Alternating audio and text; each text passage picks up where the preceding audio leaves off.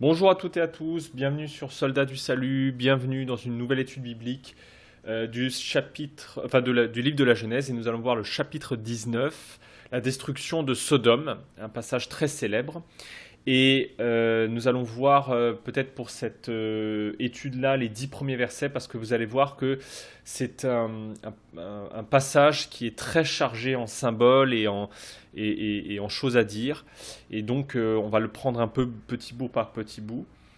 Comme les autres fois, je vous invite à lire le passage, donc les 10 premiers versets du chapitre 19 du livre de la Genèse, avant d'écouter la suite. Alors, on commence par le verset 1 où on parle des deux messagers. Alors, premièrement, pourquoi les deux? Parce que, en fait, ça fait référence évidemment aux trois visiteurs d'Abraham, dont un était resté avec Abraham pour que Abraham puisse intercéder pour la ville de Sodome. Je vous renvoie à mon épisode précédent où on voit l'intercession d'Abraham pour la ville de Sodome. Et comme il y en a un qui était resté, ça permet d'harmoniser en fait, puisque il reste les deux autres qui sont toujours la présence du Seigneur et qui arrivent dans la ville de Sodome. Mais là, on dit que ce sont des messagers ou des anges, si vous préférez. Vous savez que le mot ange signifie une fonction, avant d'être un état céleste, j'ai envie de dire, mais un ange, c'est avant tout une fonction. Et donc, c'est la première fois dont on parle d'ange, c'est-à-dire que ce sont des messagers qui arrivent à Sodome. Donc c'est intéressant, en fait, on voit qu'ils portent une parole, et qui, évidemment, va être une parole de jugement. Je vais y revenir tout à l'heure sur cette question de la parole de jugement, mais ils viennent, en fait, apporter une parole à Sodome. Ce sont des messagers. Et le fait qu'ils soient deux, ici, va faire écho de manière très forte à l'envoi en mission de Jésus. Puisque Jésus, vous savez, envoie en mission ses disciples deux à deux. Alors d'une part pour des questions assez évidentes, le fait qu'on soit deux c'est plus facile, ça nous permet de s'encourager, de ne pas se décourager quand on est deux, etc. Mais aussi il y a une forte valeur spirituelle à ces deux à deux parce que ça renvoie à cette question qu'il y a deux messagers qui entrent dans la ville ici de Sodome, en fait ce jugement qui est porté par deux personnes, cette parole de jugement qui est portée par deux personnes. Et c'est ça l'envoi en mission, ces disciples qui viennent dans les villages deux à deux pour annoncer la venue du règne, avec aussi sa part de jugement que note le règne de Dieu.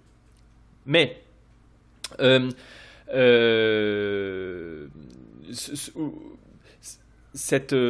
en tout cas, c'est le thème du message et d'être envoyé deux par deux. Et la remarque que je voudrais juste faire ici, c'est le fait que Jésus, à un moment, dit, alors j'ai plus le passage en tête, mais à un moment, il dit, si on ne vous reçoit pas dans telle et telle ville, nettoyez la poussière de vos sandales. Cette ville sera traitée encore plus durement que Sodome, que c'est le cas pour Sodome. Et on voit en fait, encore une fois, ce lien très fort qu'il y a dans ce thème de l'accueil de la parole. L'accueil de la parole. Parce que ça va être la clé, tout simplement. Ça va être la clé du jugement de Sodome. C'est l'accueil, en fait, des messagers. Bon. Et Lot, on le voit, est assis. Alors, juste, on fait une petite remarque. On nous dit qu'ils arrivent de soir. Le soir. Évidemment, le thème du soir, c'est l'entrée dans la nuit. Et c'est très important parce que, en fait, tout ça va se passer de nuit. Le thème de la nuit, c'est le thème, évidemment, de l'adversité. C'est le thème où, d'un certain point de vue, l'être humain lâche ce qu'il est. La nuit, c'est fascinant, le thème de la nuit dans la Bible, parce que la nuit, c'est le thème où les choses sont cachées, mais là aussi, en même temps, les choses sont cachées la nuit, mais en même temps, c'est là où l'être humain se révèle tel qu'il est.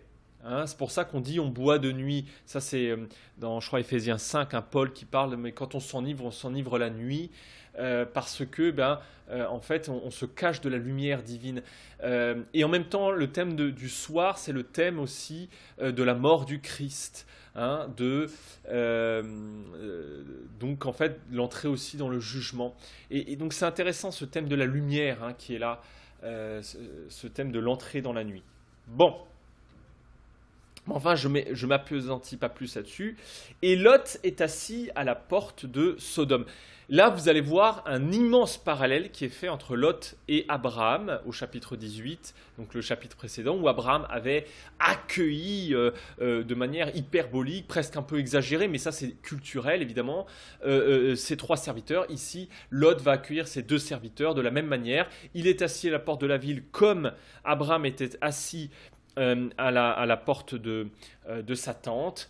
Et voilà, ils sont là. Il est là un peu comme un veilleur de la ville, un guetteur de la ville. Hein. C'est le thème ici du livre d'Ézéchiel. Je crois que c'est Ézéchiel qui développe ce thème voilà, je te place comme un guetteur, celui qui voit arriver, le jugement, celui qui voit arriver, eh bien, la parole de Dieu et va justement en fait l'intégrer avec lui dans la ville. Donc ici, évidemment, Lot, de manière évidemment parallèle aussi à Abraham, eh bien, il va se lever, aller à leur rencontre, se prosterner face contre terre, un peu comme Abraham, et il leur dit de manière évidemment très hyperbolique, mais Seigneur, je vous en prie, faites un détour par chez moi, votre serviteur, pour y passer la nuit. Lavez-vous les pieds, vous lèverez de bon matin, et vous poursuivrez votre route. Voilà, il y a ici ce devoir extrêmement important dans les cultures du Proche-Orient, de l'hospitalité, hein, d'accueillir l'étranger qui est là, d'accueillir celui qui est de passage pour passer la nuit. Hein. Ne passez pas loin de la maison de votre enfant. Là encore, on voit ici le thème, évidemment, qui est aussi développé dans Abraham. Mais, ici, eh bien, il y a un refus d'ailleurs un peu qui nous interroge, un refus des anges de passer la nuit dans la maison de Lot. Alors, pourquoi ? Alors, on peut se poser la question, c'est pas très clair. Peut-être que cela viendrait du fait que, en fait, ils savent comment ça va se passer et peut-être qu'ils veulent préserver Lot. On ne sait pas. Mais en tout cas, ils disent non, c'est bon, on va rester ici sur la place. Mais Lot va insister, en fait, il va les presser pour qu'ils fassent un détour et qu'ils rentrent chez lui. Ce mot presser ou insister, je vous demande de le retenir parce qu'il va revenir tout à l'heure et c'est extrêmement important. D'accord ? Donc il les presse d'entrer chez lui. C'est une réaction, évidemment. Alors on se demande pourquoi il les presse autant, mais c'est pas impossible qu'il sache, ou en tout cas qu'il devine la réaction de la ville, puisqu'il habite dans cette ville, il connaît bien les habitants de Sodome, et donc c'est pas impossible qu'en fait il sache ce qui va se passer. Mais quoi qu'il en soit, il les invite chez lui et il leur fait un banquet, toujours ce thème du repas, ce thème de la communion. La communion biblique est une communion autour du repas très souvent. Et il fait cuire des pains sans levain. Alors cette remarque des pains sans levain est très intéressante. Parce que, évidemment, le pain sans levain, azumos en grec, qui a donné le mot azim, eh bien, ces pains azim, vous le savez, on le retrouve ça va être le mets central de la fête de Pâques. Puisque le peuple d'Israël, qui est en Égypte, lors du 10e fléau, c'est-à-dire le fléau de la mort des nouveau-nés, qui va déclencher le fait que le pharaon les renvoie de l'Égypte, et qui va donc démarrer en fait leur libération d'Égypte, eh bien, le Seigneur les enjoint à faire en fait mémoire de ça à travers les pains sans levain.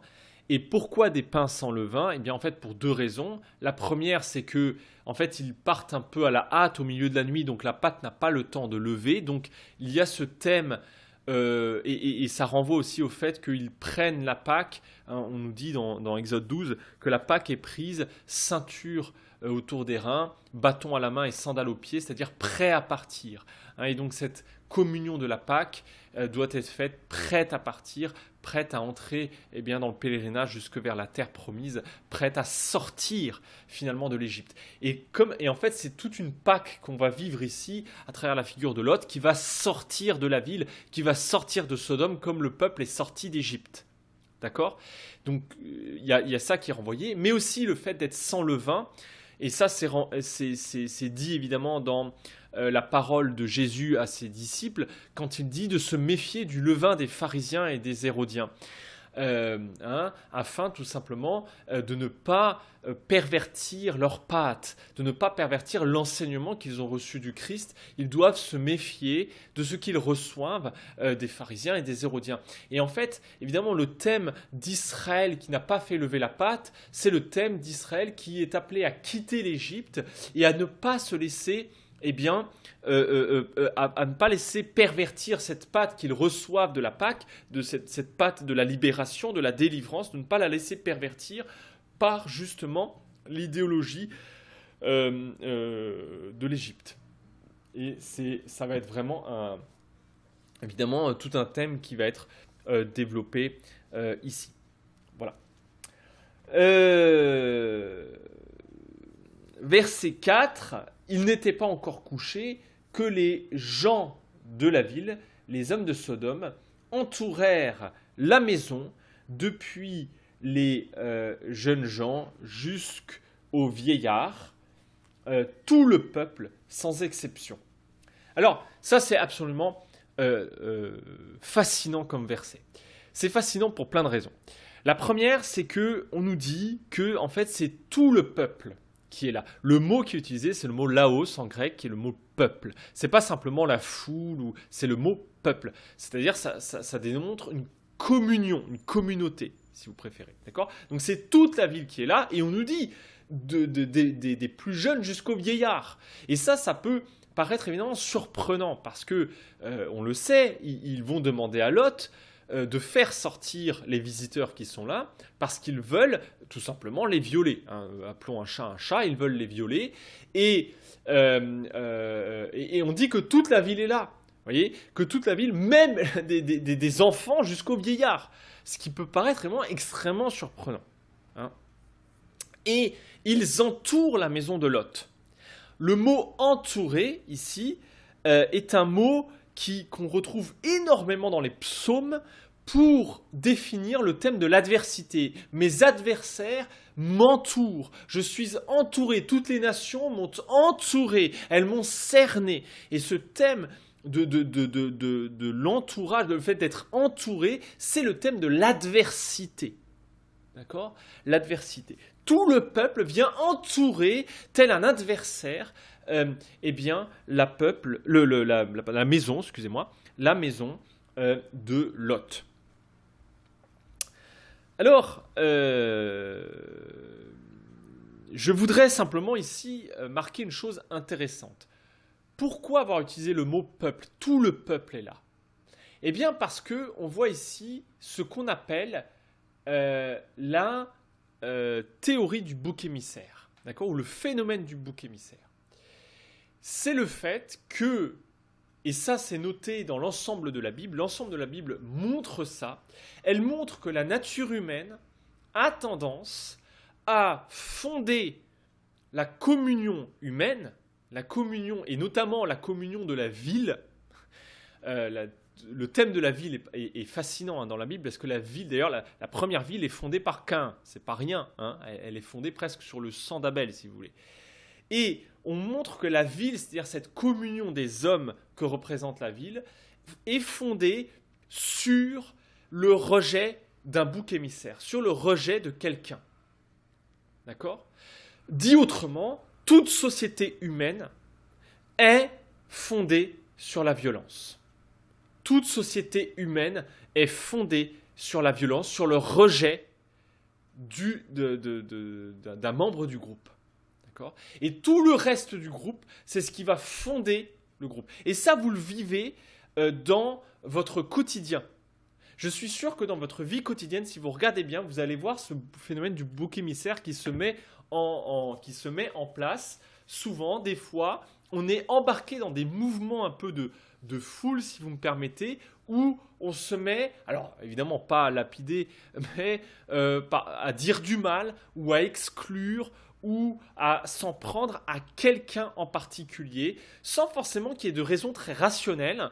On va s'en prendre à quelqu'un parce qu'il va représenter, si vous voulez, le mal, il va représenter le bouc émissaire, il va représenter, eh bien, celui qui va en fait fonder l'unité du reste du groupe.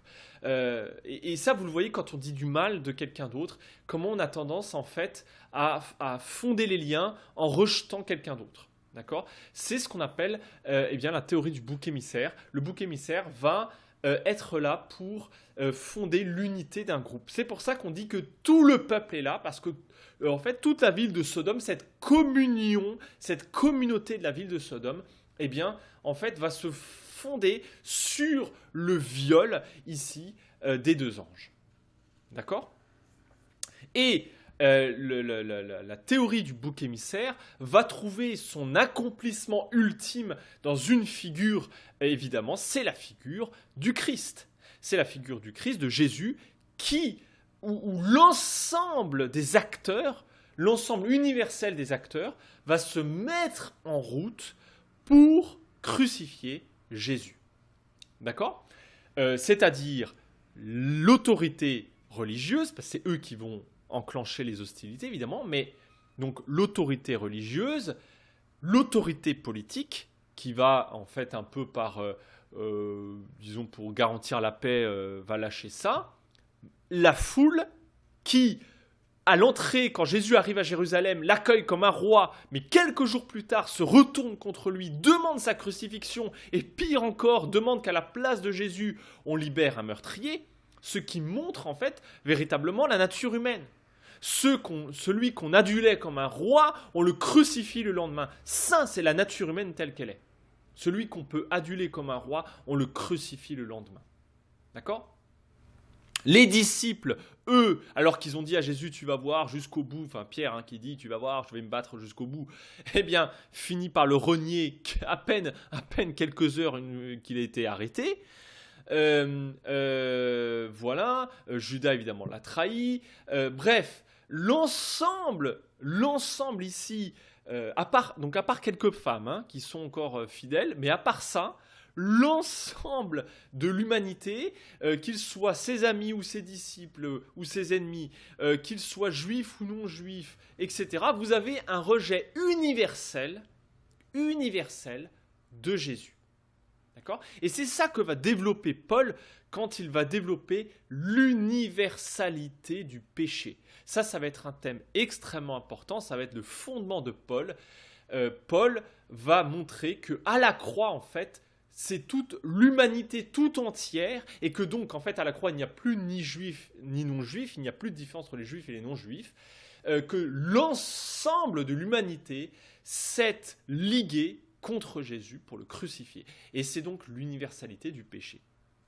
D'accord ? D'ailleurs, il y a une petite remarque dans l'évangile selon Luc, quand il y a le procès de Jésus, Hérode envoie donc Jésus pour être jugé par Ponce Pilate, puisque c'est évidemment l'autorité romaine qui a la seule autorité juridique, et quand Jésus est condamné, il y a une petite phrase qui est comme ça, qui est lâchée comme ça, sans qu'on y prête vraiment attention. On dit « Depuis ce jour », c'est-à-dire depuis le jour où Jésus est condamné, « Depuis ce jour, Hérode et Pilate sont devenus amis », alors qu'avant ils se évidemment détestaient cordialement parce que ils représentaient en fait deux autorités, et donc comme toute autorité un peu judiciaire, on se déteste un peu, mais on n'a pas le choix, il faut faire l'un avec l'autre.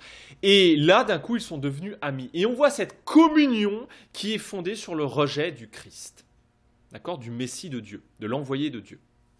Mais en même temps, et c'est ça que représente la croix. C'est ça que représente la croix. La croix, c'est quand même fascinant quand on y pense. La croix, c'est fascinant.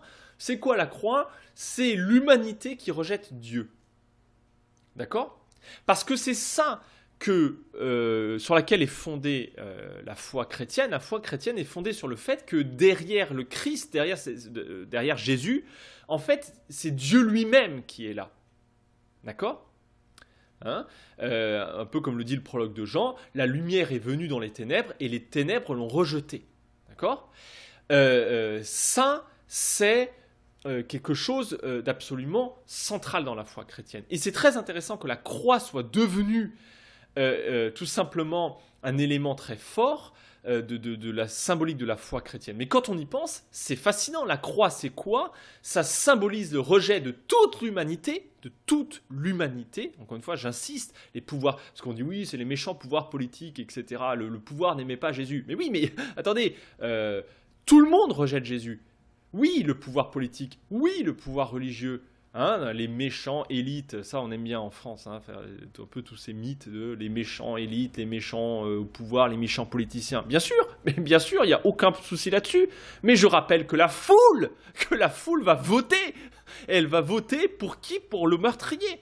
C'est tout le monde qui est jugé à la croix, tout le monde, y compris ses disciples. Hein, tout le monde est jugé à la croix. Bref, je continue. Donc la croix est fascinante parce ce qui est le symbole de la foi chrétienne est, à première vue, le rejet de l'humanité qui rejette Dieu, qui tue Dieu. Dieu s'est mis entre nos mains et nous l'avons crucifié. D'accord ? Et pourquoi un symbole aussi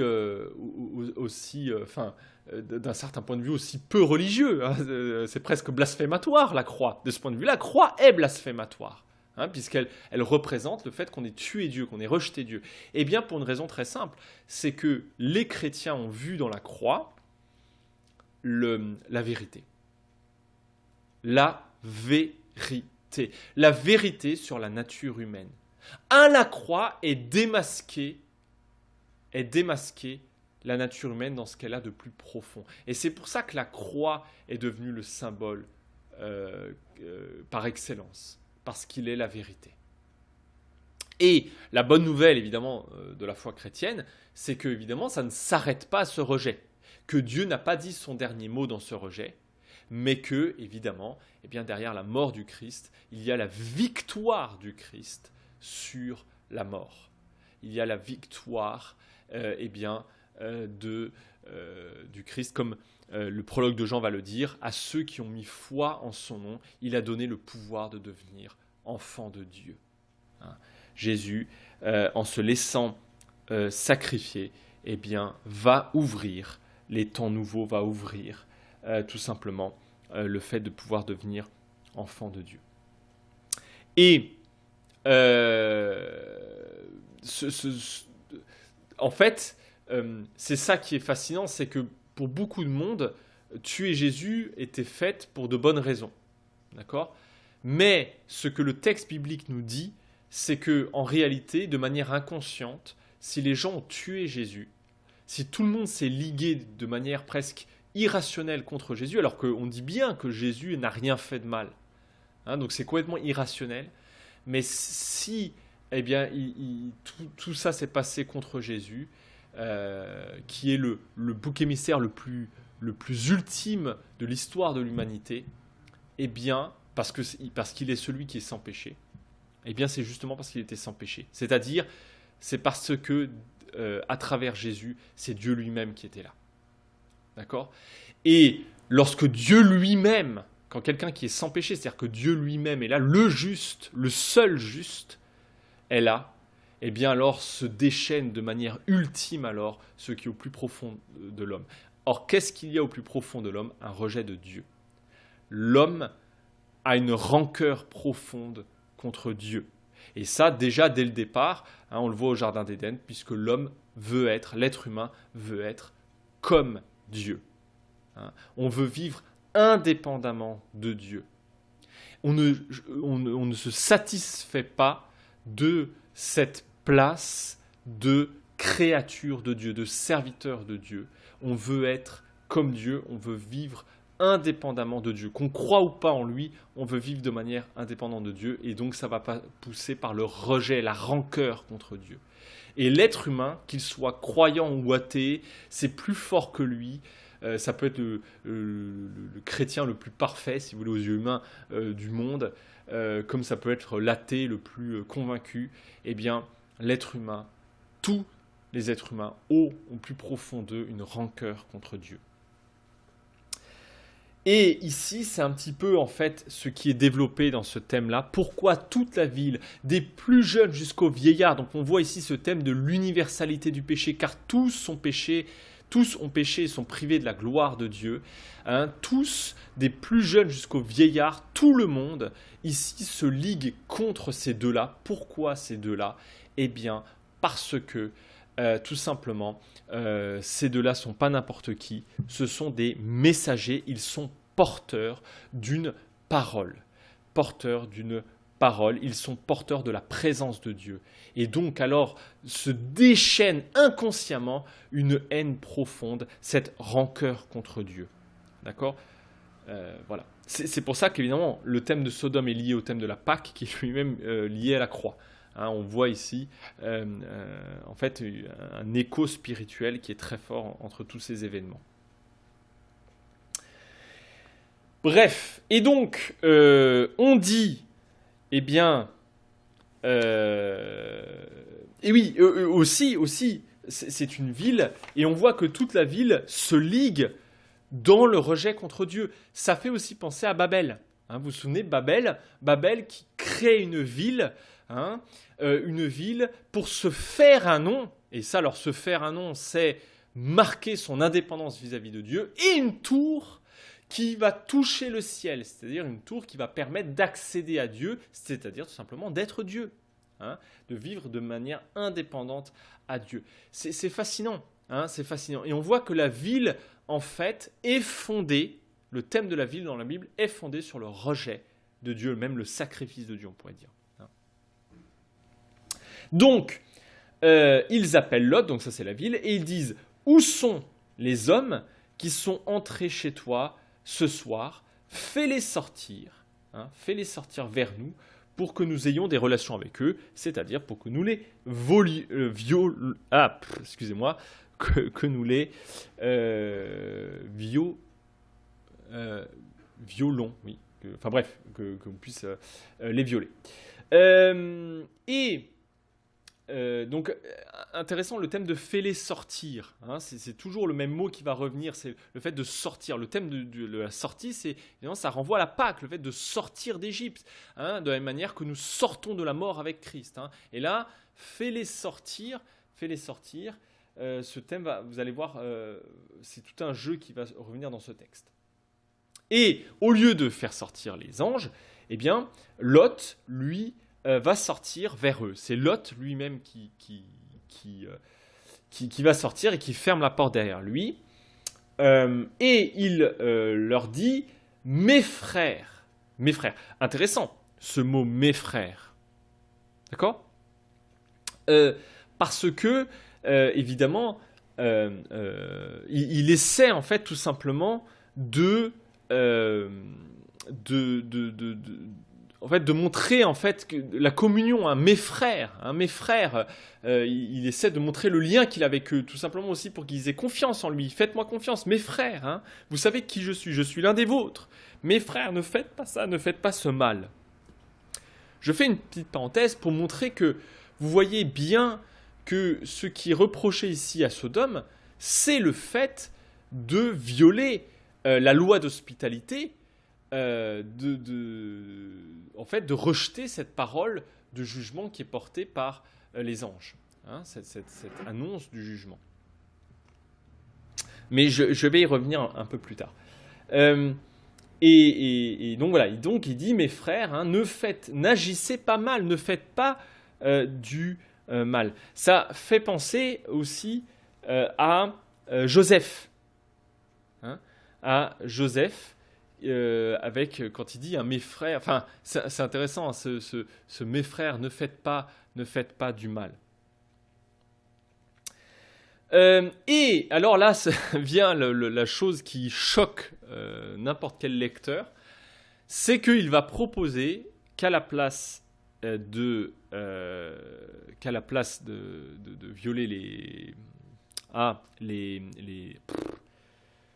les messagers, eh bien, il leur offre évidemment à la place ces filles qui sont vierges.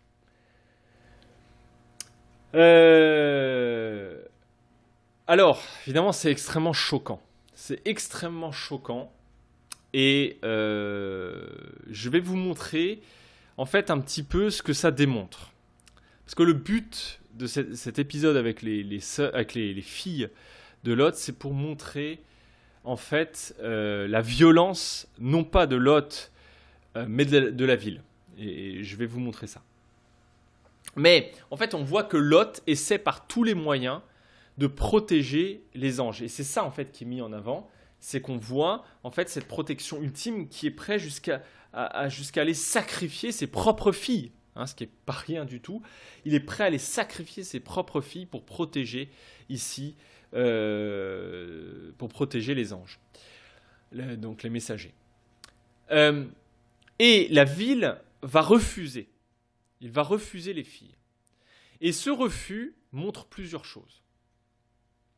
Il montre tout d'abord que c'est pas le fait de simplement avoir une relation sexuelle qui attise cette méchanceté des habitants de Sodome. Parce que si le but c'était simplement d'assouvir leur soif de relations sexuelles et de viol, ils auraient très bien pu se défouler sur les filles de Lot. Mais ils refusent. Pourquoi ils refusent ? Eh bien, c'est pour montrer justement que c'est irrationnel. C'est pour montrer que c'est beaucoup plus profond que ça. C'est pour montrer que ce qui se joue ici, c'est la rancœur contre Dieu. Vous comprenez ? Parce que si c'était pas ça, ils auraient très bien pu violer les filles de Lot. Ok ? Mais l'autre chose aussi absolument abjecte dans l'histoire, c'est que dans ces cultures-là, l'homosexualité est perçue comme une abomination. Okay ?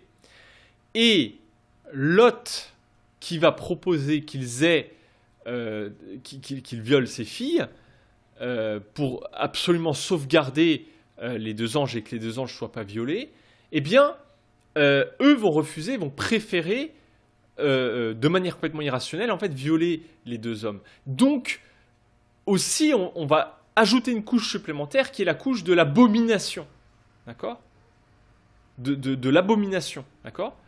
Pourquoi ? Parce qu'ils ont refusé les filles de Lot. Ils ont refusé les filles, et donc, non seulement ils veulent violer les étrangers, mais en plus, en fait, quelque part, il révèle en fait l'abomination. Il révèle quelque chose de très profond, quelque chose qui est de l'ordre de la souillure extrême. Non seulement on viole, mais en plus une espèce de viol contre nature. Et donc on sombre dans le péché le plus profond. Et c'est ça que démontre ici l'épisode avec les filles. Évidemment, c'est pas du tout que dire que le viol des filles est moins grave que le viol des hommes ou quelque chose comme ça. C'est pas du tout ça. D'ailleurs, c'est pire. Enfin, c'est l'inverse. Dans la Bible, on peut jamais dire une chose pareille. Au contraire, c'est pour montrer que le viol des hommes est pire que le viol des femmes. D'accord ? Non pas parce que violer des femmes c'est pas grave. C'est pas du tout. D'ailleurs, il suffit de regarder Juge 19, tout le thème du viol. Si vous avez le temps, vous lirez Juge 19, où une concubine est violée comme ça, et ce qui va appeler évidemment la vengeance du peuple. Mais bon, je passe.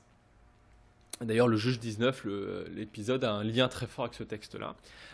Donc on voit que le viol ici est absolument pas pris à la légère. Ça pas pris à la légère, mais c'est ce thème de dire bon écoutez, si vous voulez violer quelqu'un, au moins prenez mes filles pour.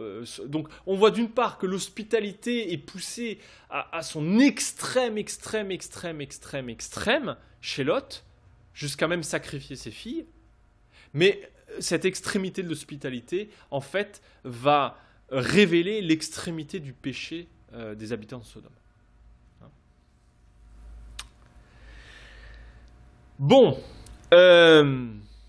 Et donc il dit, Lot donc dit, voilà, vous ferez ce que vous voulez avec mes fils, seulement ne faites rien à ces hommes puisqu'ils sont venus à l'ombre de mon toit. Hein, il dit, en fait, je protège l'ombre, hein, c'est la protection, hein, ils sont sous ma protection, je protège en fait ces messagers. Hein, mais en même temps, c'est ce qui va évidemment sauver Lot. Hein.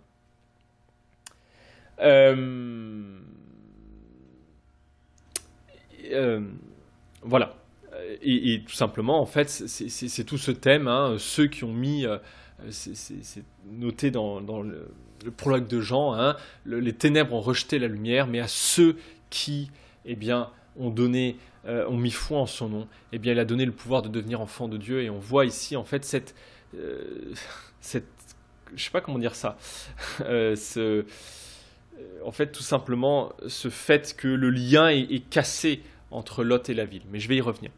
Je note aussi que le fait qu'il offre ses filles en viol, ça montre aussi que Lot est peut-être influencé par la culture de Sodome. Il est influencé, prêt à lâcher ses filles en pâturage. On voit aussi que Lot est un petit peu influencé par cette ville. Mais je vais y revenir tout à l'heure. Et verset 9, ils lui dirent « Pousse-toi ». Et il dit encore « Celui-ci est venu seul », donc il parle de Lot, « en immigré, et il veut faire le juge. Maintenant, nous allons faire plus de mal qu'à eux. » Tout en insistant fermement auprès de Lot, il s'avançait pour briser la porte. Alors là, il y a plein de choses à dire. Premièrement, le fait que Lot prenne la défense des messagers, de ceux qui sont porteurs d'une parole contre la ville, en fait, va casser le lien de solidarité, va casser la communion qui est entre Lot et la ville. D'accord ? Il va casser la communion qu'il y a entre Lot et la ville, et c'est pour ça la ville va reconnaître Lot comme un étranger. C'est pour ça qu'ils vont dire à Lot, mais toi tu es venu en immigré, toi tu n'es pas de notre ville. D'accord ? En fait, tu refuses de prendre part à ce sacrifice du bouc émissaire, à cette rancœur contre Dieu. Et donc tu n'es pas un des nôtres. D'accord ? Vous voyez, c'est intéressant. Hein ? En fait, il est reconnu comme un étranger. Toi, tu es venu en immigré et tu te fais juge de nous.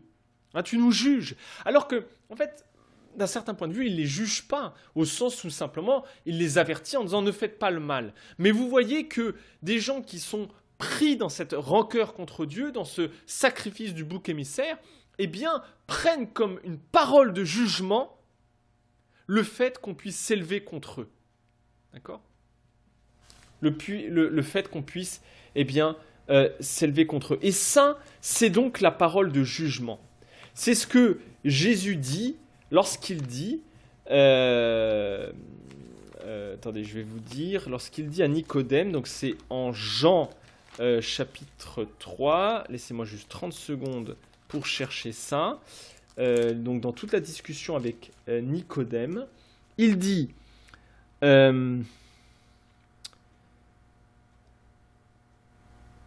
Et voilà le jugement, donc c'est Jean chapitre 3, verset 19. Et voilà le jugement, c'est ça le jugement. La lumière est venue dans le monde et les humains ont aimé les ténèbres plus que la lumière parce que leurs œuvres étaient mauvaises. Car quiconque pratique le mal déteste la lumière, celui-là ne vient pas à la lumière de peur que ses œuvres ne soient dévoilées. Et ici, Lot, en prenant la défense, entre dans la lumière.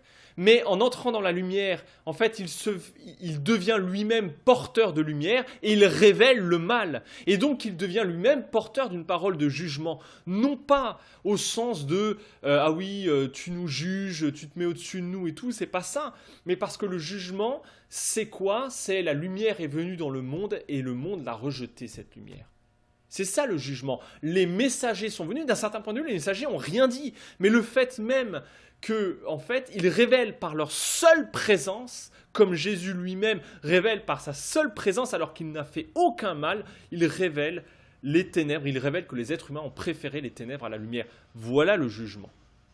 Voilà ce qu'est cette parole de jugement. Et donc il lui dit, mais qui t'a fait juge parmi nous, hein? Qui t'a fait juge parmi nous, hein? Toi qui es un étranger, tu te permets de nous juger, hein? Alors que simplement il prend la défense. Vous voyez, c'est absolument fascinant. Mais je vais y venir dans la conclusion que je vais venir dans quelques instants. Et ça termine en disant que... alors attendez, où est-ce que c'est marqué? Et oui, qu'ils insistèrent, hein, ils pressèrent Lot pour venir briser la porte. D'accord? Et ce mot presser, évidemment, c'est exactement le même mot que Lot a utilisé pour presser les anges, hein. Le fait justement d'insister, de presser, et on voit ici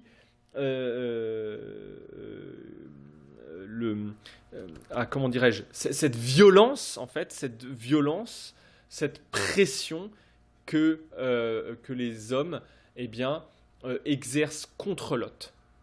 D'accord? Et même, on va faire pire qu'à eux. Et ça fait penser à cette parole de Jésus qui dit que il dit à ses disciples, vous n'êtes pas plus grand que le maître, ce qu'ils ont fait à moi, ils vous le feront à vous aussi. Bref, je voudrais terminer par un peu une conclusion. En fait, ici, c'est un jugement qui est porté sur la ville. D'accord ? La ville, c'est-à-dire, en fait, sur cette œuvre de l'être humain, œuvre qui prend évidemment ses racines dans le fait que c'est Caïn qui fonde la ville en rejetant la protection de Dieu. Et on voit aussi ça dans Babel, etc., etc. Donc il y a en fait un jugement de Dieu contre la ville, un jugement de Dieu contre la rébellion humaine, qui est une puissance de mort pour l'homme, d'accord ? Et qui entraîne l'homme. Mais en même temps qu'il juge la ville, Dieu, et ça on le voit aussi dans l'Apocalypse quand il juge Babylone et qu'il dit sortez de la ville, parce qu'à chaque fois, en même temps que Dieu juge la ville, c'est-à-dire qu'il juge l'œuvre humaine, hein, c'est très important, en même temps qu'il juge l'œuvre humaine, il laisse toujours une parole de sortie. Donc en fait, c'est ça que montre la croix. La croix, c'est la lumière est venue dans le monde, mais les êtres humains ont préféré les ténèbres à la lumière, mais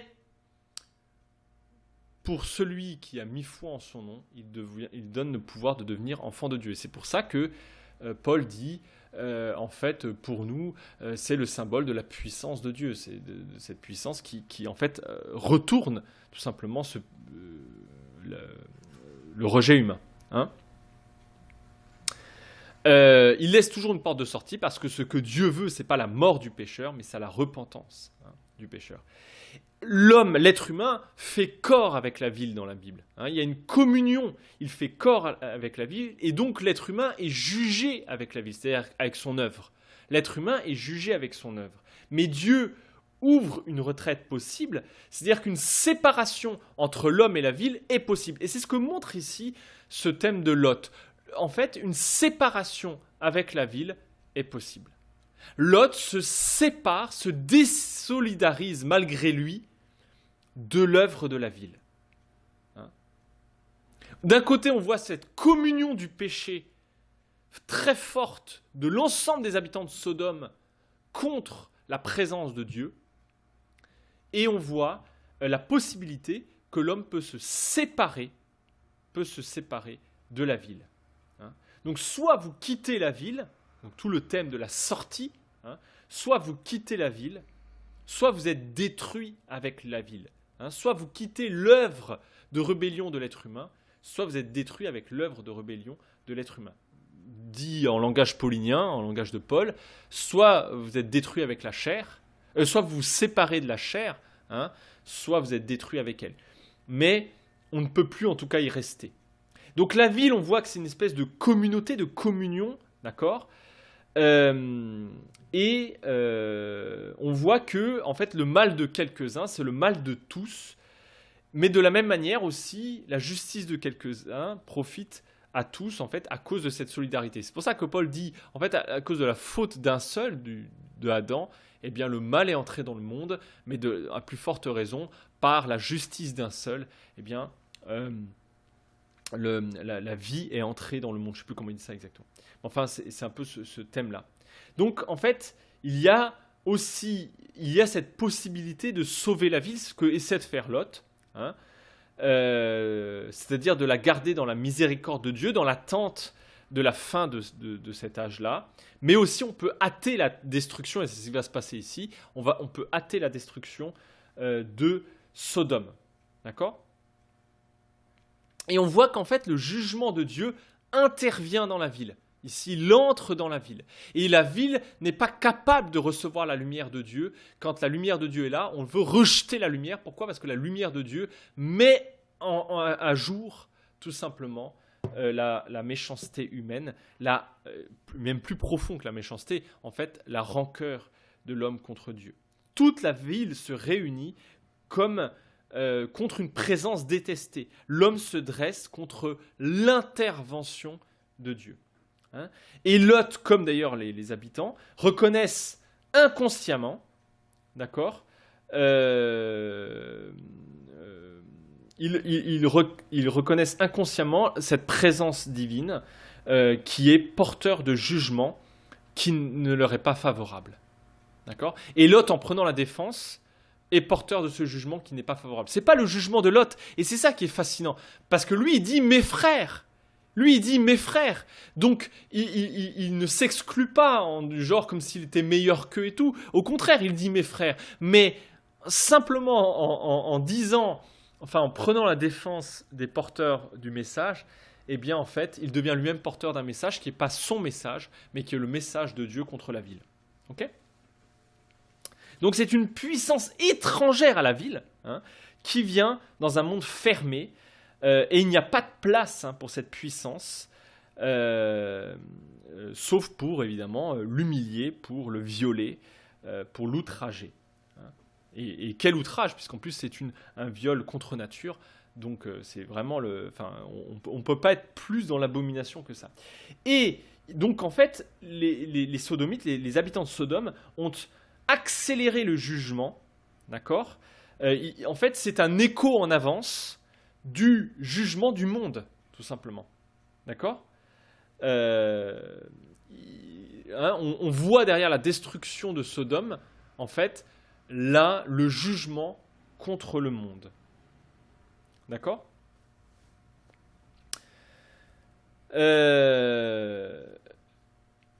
Et Lot, lui, ne participe plus à la puissance de la ville, à ce mensonge de la communion de la ville, puisque toute la ville est là, et lui ne veut plus participer à ce mensonge de la communion de la ville qui est fondé sur la rancœur contre Dieu, sur l'outrage fait à Dieu.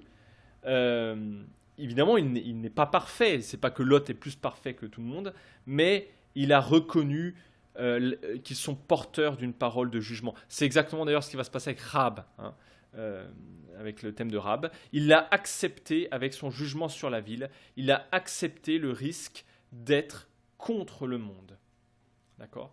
Et c'est tout simplement ce thème-là d'ailleurs que va parler Jésus quand il dit « Celui qui veut me suivre doit se renier lui-même », c'est-à-dire renier en fait ce qu'il est profondément, donc en fait sa solidarité avec l'œuvre de rébellion de l'être humain.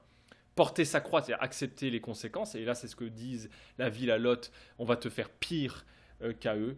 Et suivre justement, le suivre dans la sortie, dans cette Pâque inaugurée à la croix, c'est-à-dire l'entrée dans les temps nouveaux. Voilà, voilà quelques thèmes qui sont ici amenés de manière un petit peu comme ça. J'espère que ça a pu faire émerger quelques réflexions. Voilà, et la suite, on verra la destruction en tant que telle de Sodome, comment d'une part cette destruction va prendre place, mais aussi comment, comment Lot va sortir avec sa famille de la ville concrètement. Voilà, je vous laisse là, et en attendant la suite, restez sang et feu.